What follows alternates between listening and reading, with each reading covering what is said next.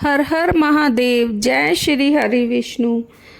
प्रदोष का व्रत हर महीने की त्रयोदशी तिथि के दिन रखा जाता है। ये व्रत भगवान भोलेनाथ की पूजा को समर्पित होता है। इस दिन का व्रत रखने से और शिव जी की पूजा अर्चना करने से साधक को उत्तम फल की प्राप्ति होती है। इसके साथ ही प्रदोष का व्रत संतान की उन्नति के लिए भी किया जाता है। प्रदोष व्रत के दिन भगवान शिव की पूजा प्रदोष काल में की जाती है। शिव जी की पूजा करने से शुभ परिणाम मिलते हैं। ये व्रत महीने में 2 बार आता है, एक कृष्ण पक्ष की त्रयोदशी और दूसरा शुक्ल पक्ष की त्रयोदशी तिथि। अब अश्विन मास का पहला प्रदोष व्रत रखा जाएगा। हिंदू पंचांग के अनुसार इस साल अश्विन मास की कृष्ण पक्ष की त्रयोदशी तिथि की शुरुआत 29 सितंबर को शाम 4:47 पर होगी। इस तिथि का समापन 30 सितंबर की शाम 7:06 पर होगा। प्रदोष का व्रत प्रदोष काल से शुरू होता है, इसलिए ये व्रत 29 सितंबर को रखा जाएगा। इस दिन शिव जी की पूजा का शुभ मुहूर्त शाम को 6:09 से लेकर रात के 8:34 तक रहेगा। इस समय में पूजा करना शुभ रहेगा। रवि प्रदोष व्रत की पूजा विधि। इस दिन सुबह स्नान करके व्रत का संकल्प लें। उसके बाद घर के मंदिर में साफ चौकी पर शिव जी की प्रतिमा स्थापित करें। उसके बाद शिव जी को जल, फूल, अक्षत और बेलपत्र अर्पित करें। घी का दीपक जलाएं और चंदन का तिलक लगाएं। शाम के समय शिव मंदिर में शिव जी की विधिवत पूजा करें और अंत में कथा का पाठ करके आरती करके भोग लगाएं। शास्त्रों में रवि प्रदोष के व्रत का बहुत ही खास महत्व है। रवि प्रदोष व्रत करने से साधक को हर प्रकार के कष्ट और रोगों से मुक्ति मिलती है।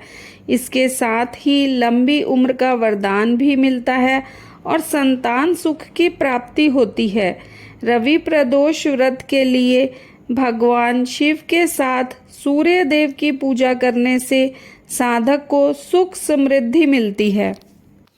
ऐसा कहा जाता है कि इस व्रत की कथा के बिना यह व्रत पूर्ण नहीं माना जाता।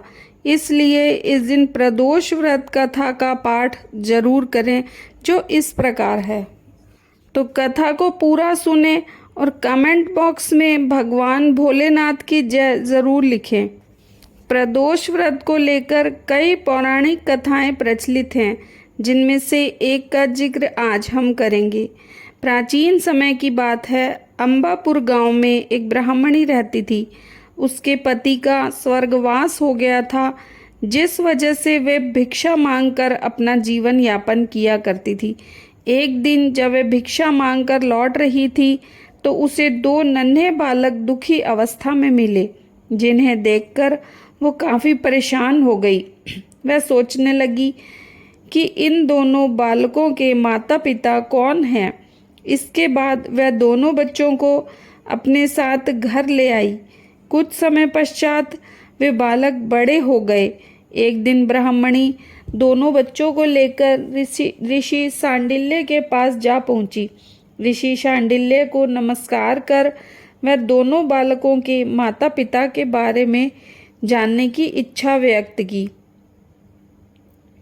तब ऋषि शांडिल्य ने बताया कि हे देवी, ये दोनों बालक विदर्भ नरेश के राजकुमार हैं। गंधर्व नरेश के आक्रमण से इनका राजपाट छिन गया है, अतः ये दोनों राज्य से पदच्युत हो गए हैं। यह सुन ब्राह्मणी ने कहा कि हे ऋषिवर, कोई ऐसा उपाय बताएं कि इनका राजपाट वापस मिल जाए। जिस पर ऋषि शांडिल्य ने उन्हें प्रदोष व्रत करने के लिए कहा। इसके बाद ब्राह्मणी और दोनों राजकुमारों ने प्रदोष व्रत का पालन भाव के साथ किया। फिर उन दिनों विदर्भ नरेश के बड़े राजकुमार की मुलाकात अंशुमति से हुई। दोनों विवाह करने के लिए राजी हो गए।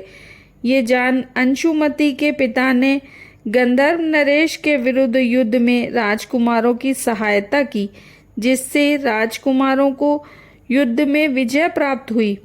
प्रदोष व्रत के प्रभाव से उन राजकुमारों को उनका राजपाट फिर से वापस मिल गया। इससे प्रसन्न होकर उन राजकुमारों ने ब्राह्मणी को राज दरबार में खास स्थान प्रदान किया, जिससे ब्राह्मणी की गरीबी दूर हो गई और वो खुशी खुशी अपना जीवन व्यतीत करने लगी। तो फ्रेंड्स, ये थी प्रदोष व्रत की संपूर्ण जानकारी। अगर आपको वीडियो अच्छी लगे तो इसे लाइक करें और चैनल को सब्सक्राइब करें।